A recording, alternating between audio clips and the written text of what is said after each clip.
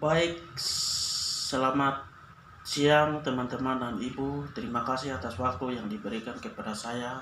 Saya akan menjelaskan tentang manajemen strategis SDM. Yang judulnya adalah konsep dan proses manajemen sumber daya manusia yang strategis. Dalam kurung strategis human resource manajemen konsep and proses. Sebelum kita masuk ke situ, saya akan lebih dahulu memperkenalkan saya. Nama saya adalah Yan Sibianal. Dan kami akan melihat dan menyaksikan apa pengertian dari manajemen strategis sumber daya manusia, prosesnya apa yang dilakukan dalam pengertian manajemen, fungsinya seperti apa. Mari teman-teman kita akan menyaksikan dan melihat dan kita menjelaskan materi ini secara detail. Kemudian saya langsung masuk bahwa pengertian manajemen strategis SDM adalah pengertiannya adalah manajemen strategis sumber daya manusia adalah praktik penyelarasan strategi bisnis dengan praktik SDM untuk mencapai tujuan strategi organisasi. Kemudian berikutnya adalah tujuan dari manajemen strategis SDM itu seperti apa? Apa yang dimaksud? Yang di sini menyatakan bahwa adalah SDM adalah untuk memastikan bahwa strategis SDM bukan saran tetapi tujuan untuk sendiri, jauh menyangkut tujuan bisnis. Oleh sebab itu, di sini menyatakan bahwa segala sesuatu entah di perusahaan bisnis itu kita harus merancangkan apa posisi bisnis kami, apa yang kita harus mencapai, apa yang kita harus lakukan, tujuan apa yang harus kita ukur. Segala sesuatu itu kita harus buat konsep strategi, apa penyebabnya, apa yang kami lakukan. Namun suatu bisnis atau perusahaan kami akan bisa mencapai tujuan. Ya, oleh sebab itu di sini menyatakan bahwa ada beberapa dalam pengertian dalam manajemen strategi sendiri itu. Dengan munculnya industri ekonomi baru seperti dunia teknologi informasi dan manajemennya, organisasi seluruh dunia menyadari bahwa sumber daya manusia harus dipandang sebagai sumber keunggulan kompetitif. Jadi segala sesuatu kita harus memandang supaya perusahaan atau bisnis kita akan menjalankan dengan sesuai kehendak kami. Kemudian di sini apa proses manajemen strategi? Proses manajemen strategi itu seperti apa? Di sini ada bahwa manajemen strategi adalah proses dan pendekatan untuk mengatasi tantangan-tantangan kompetitif dihadapi organisasi. Berikutnya adalah di sini menyatakan bahwa ada beberapa. Di sini ada dua. Terdapat dua unsur manajemen strategi yaitu sebagai berikut. Yang pertama adalah perumusan strategi. Yang kedua adalah pelaksanaan strategi.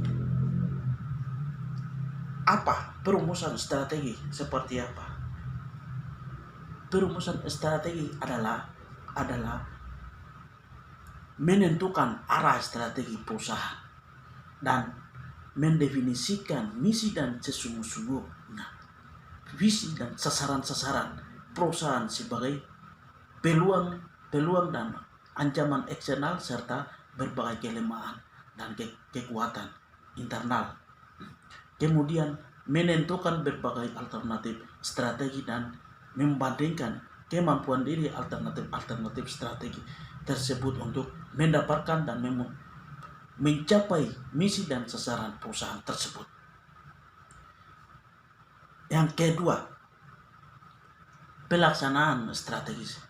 Pelaksanaan strategis adalah organisasi mengikuti strategi yang dipilihnya, mengalokasi sebagai sumber daya, memastikan perusahaan memiliki pada karyawan yang terampil untuk ditempatkan serta mengembangkan sistem-sistem penghargaan yang menyelaraskan perilaku dan hasil-hasil kinerja karyawannya. Itu ada penjelasan dari ada dua. Kemudian yang di sini, yang di bawah ini menyatakan bahwa apa maksud dari strateginya kita harus buat. Yang pertama di sini adalah yang di sini ya, di atas ini adalah harus analisis eksternal atau peluang ancaman. Apa yang kita harus menganalisis, apa yang kita lakukan, ya, apa yang kita harus butuhkan, apa yang pendekatan analisis eksternal ini harus ada, apa yang kita komunikasikan. Kemudian yang ke bawah, analisis internal, kekuatan kelemahan. Kita harus menganalisis, ya, kekuatan kita itu apa, kelemahan dari masyarakat setempat. Kita harus membuat analisis sehingga kita punya visi dan misi daripada ini bisa mencapai. Yang di sini adalah visi, yang kedua adalah sasaran. Yang ini adalah pilihan strategis. Yang sebelahnya ini adalah kebutuhan SDM atau keterampilan perilaku budaya. Kemudian yang ini adalah di sini adalah pelaksanaan strategis. Yang pelaksanaan strategis ini ada beberapa, yaitu perekrutan pelatihan, manajemen kinerja, hubungan antara karyawan, kemudian analisis pekerjaan, perencanaan, dan seterusnya. Kemudian yang turun ke bawah lagi, yang di sini bahwa kemampuan sumber daya manusia SDM, bagaimana kemampuannya, apa yang kita harus lakukan, yang sebagainya dan sebagainya. Yang kemudian yang berikutnya dikatakan bahwa tindakan SDM, perilaku hasil, apa yang kita tindakan sehingga tujuan perusahaan kita ini bisa sasaran dan bisa mencapai. Di sini adalah kinerja perusahaan atau produk. Nah, jadi suatu perusahaan itu kita harus rancang matang-matang dan harus memperhatikan apa internal, dampak dari eksternal itu apa yang dampak dari internal.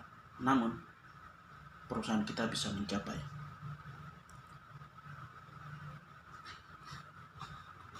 Baik, kemudian yang slide berikutnya adalah peran manajemen sumber daya manusia dalam proses manajemen strategi. Apa yang dimaksud dengan terdapat 4 tingkat integrasi atau hubungan antara fungsi perencanaan strategi dan fungsi manajemen sumber daya manusia, yaitu sebagai berikut. Yang pertama adalah hubungan administratif, yang kedua adalah hubungan satu arah, yang ketiga adalah hubungan 2 arah, yang keempat adalah hubungan integratif. Apa yang dimaksud dengan dalam konteks yang 3?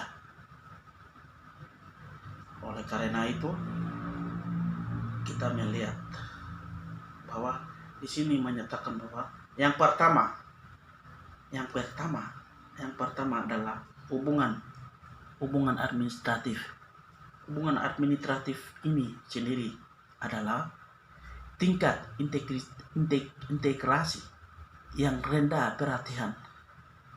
Manajemen SDM fokus pada aktivitas sehari-hari, terpisah dengan unsur proses manajemen strategis. Kemudian yang kedua, hubungan satu arah.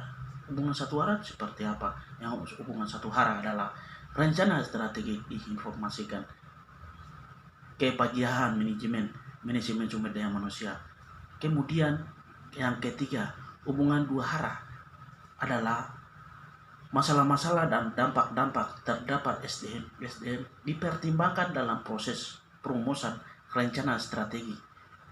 Fungsi perencanaan strategi dan manajemen SDM saling bergantung pada hubungan dua arah dengan 3 langkah sebagai berikut. Kemudian sebagai berikut, yang ketiga ini ada berapa langkah. Kemudian ada hubungan dua arah. Ini ada satu arah ya. Dua arah ini ada beberapa macam di sini. Apa? Yang pertama adalah perancangan strategi diinformasikan ke bagian manajemen sumber daya manusia. Kedua, manajemen SDM berfungsi sebagai masalah dan dampak dan di rencana strategi tersebut terdapat dalam untuk kemudian menginformasikannya sehingga menjalankan organisasi tersebut bisa berjalan dengan aman dan baik. Yang terakhir adalah tim perancang strategis. Tim tersebut harus perlu supaya apa yang mereka dirancang, apa yang mereka dilakukan sehingga perusahaan tersebut bisa mencapai. Kemudian yang di sini ada beberapa fungsi perencanaan. Apa? Masuk fungsi perencanaan. Apa yang dimaksud dalam fungsi perencanaan? Yang fungsi perencanaan adalah fungsi perencanaan strategi sumber daya manusia yang saling bergantung pada hubungan dua arah dengan 3 langkah sebagai berikut. Yang pertama adalah perencanaan strategi diinformasikan sebagai manajemen SDM. Yang kedua adalah manajemen SDM berfungsi sebagai masalah dan dampak dari terancam strategi tersebut terdapat SDM untuk kemudian menginformasikannya ke bagian perencanaan strategi. Yang berikutnya adalah tim yang tadi saya sudah dijelaskan. Kemudian di sini ada gambar. Di sini ada gambar hubungan interaktif. Apa yang dimaksud dalam gambar ini adalah kita harus yang pertama adalah yang tadi di atas tadi sudah dijelaskan. Nah, di sini gambar lebih jelas dan lebih jelas gambarnya itu seperti begini. Tadi sudah bilang di sini ada perencanaan strategi administratif, hubungan satu arah dan seterusnya yang tadi saya juga sudah jelaskan. Kemudian hubungan interaktif. Apa yang dimaksud dengan hubungan interaktif? Bagaimana manajemen SDM dapat memberikan keunggulan kompetitif dalam proses manajemen strategis? Dijelaskan dalam 2 bagian sebagai berikut. Yang pertama adalah 1. Peran manajemen SDM dalam proses perumusan strategi terdapat 5 unsur. Namun dari proses manajemen strategis yang misi saran analisis yang eksternal, analisis eksternal, analisis internal dan pilihan strategis. Yang kedua adalah terdapat 5 variabel penting yang menentukan keberhasilan pelaksanaan strategi, yaitu struktur organisasi, perancang tugas, seleksi, pelatihan dan pengembangan sumber daya manusia, sistem pengarahan, serta sistem informasi. Baik, di sini ada gambar variabel menyangkut dengan manajemen strategi. Yang pertama adalah strategi. Dia kamar harus pertama strategi seperti apa. Kemudian sistem informasi yang masuk ke sana. Sistem informasi yang ke sana lagi struktur organisasi. Kemudian di sini ada perencanaan tugas. Kemudian di sini ada sistem pengarahan, hargaan. Kemudian di sini ada seleksi, pelatihan dan pengembangan. Kemudian di sini adalah kinerja. Jadi kita harus punya strategi. Kemudian ada 5 tahap ini kita harus siap. Kemudian ini harus siap. Setelah itu kita harus masuk ke dalam kerja. Sehingga suatu dalam perusahaan atau suatu bisnis, kita punya tujuan, visi misi, konsep kita, tujuan kita itu bisa mencapai. Kalau tidak ada 5 variabel ini, tidak akan sampai dengan tujuan kinerja kita. Oleh sebab itu perlu menggambarkan variabel hal begini sehingga perusahaan kita atau bisnis kita bisa mencapai.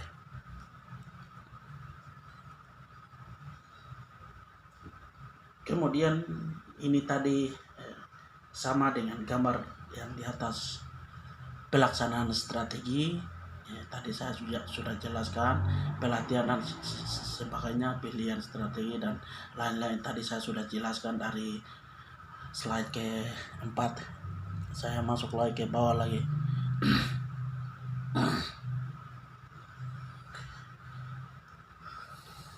Yang beberapa hal yang di atas yang kita sudah melihat gambar-gambar tersebut, yang di sana dirumuskan bahwa di sini dengan melibatkan fungsi manajemen SDM secara utuh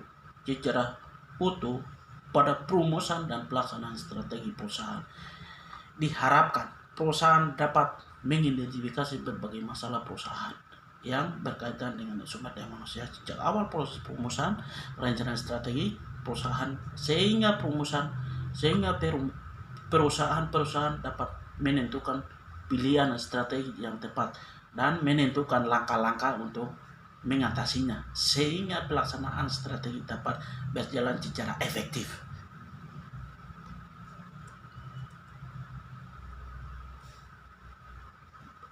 Yang bagian di bawah sini menyatakan bahwa fungsi manajemen sumber daya manusia. Apa yang dimaksud dengan fungsi-fungsi itu? Yang pertama adalah fungsi daripada semua itu dirumuskan dan langsung dikategorikan bahwa yang pertama adalah fungsinya adalah perencanaan atau planning.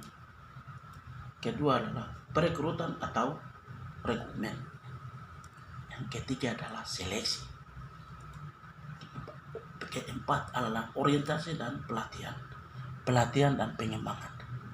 Yang terakhir adalah evaluasi kinerja. Saya akan jelaskan satu persatu bahwa yang pertama itu kan perencanaan atau planning. Perencanaan atau planning adalah yang semua perusahaan, entah itu dalam pemerintahan maupun bisnis atau swasta, itu harus ada planning. Perencanaan itu harus ada. Segala sesuatu itu harus kita direncanakan, dirancang sehingga perusahaan kita, tujuan kita itu bisa mencapai. Kemudian yang saya menjelaskan sedikit menyatakan bahwa sebagai pengelola, fungsi pertama dari manajemen sumber daya manusia di sini adalah membuat perencanaan secara sadar dalam pengembalian keputusan yang dibuat secara matang. Itu maksud dari yang pertama. Yang kedua, perekrutan dan rekrutmen. Perekrutan dan rekrutmen adalah sebagai pengelola tenaga kerja pada sebagai perusahaan. Manajemen sumber daya manusia berfungsi untuk melakukan perekrutan tenaga kerja yang berkualitas. Pengertian rekrutmen, tenaga kerja yang harus benar-benar dia mampu, benar-benar dia harus bisa. Jangan kita merekrut karyawan-karyawan yang kurang, tetapi kita harus melihat dan merekrutan sehingga perusahaan kita ini bisa berjalan sesuai harapan kita. Kemudian yang ketiga adalah seleksi. Apa yang dimaksud dengan seleksi? Seleksi adalah proses untuk menemukan karyawan yang sesuai dengan beberapa kandidat yang tersedia. Jadi kita harus menjelaskan menyeleksikan sesuai dengan apa yang kita butuh. Kemudian orientasi, perlu orientasi dan pelatihan-pelatihan. Setiap karyawan perlu orientasi, memberikan orientasi, memberikan pelatihan, pengembangan, sehingga mereka tahu dan memahami, mengerti bahwa cara bekerja, menjalankan organisasi itu seperti apa, dan mereka bisa mengetahui dan mengikuti sesuai aturan yang dibuat oleh perusahaan kita. Kemudian evaluasi kinerja. Kita harus mengevaluasikan, ya. Setelah kami melaksanakan kinerja, kita harus mengingat apa yang kita sudah lakukan, apa yang kita belum dilakukan, apa yang kekurangan kita itu sampai di mana, kelebihannya dan sampai di mana, kelemahannya sampai di mana. Kita harus pastikan sehingga perusahaan kita bisa berjalan sesuai harapan kita. Sekian dan terima kasih atas semuanya, teman-teman dan ibu. Mungkin ini yang saya bisa sampaikan. Jika kata-kata yang belum berkenan terhadap hati teman-teman atau ibu, mohon maaf. Sampai di sini mungkin sedikit ini yang saya sampaikan. Kelebihan dan kekurangan saya minta maaf. Sekian dan terima kasih. Tuhan memberkati.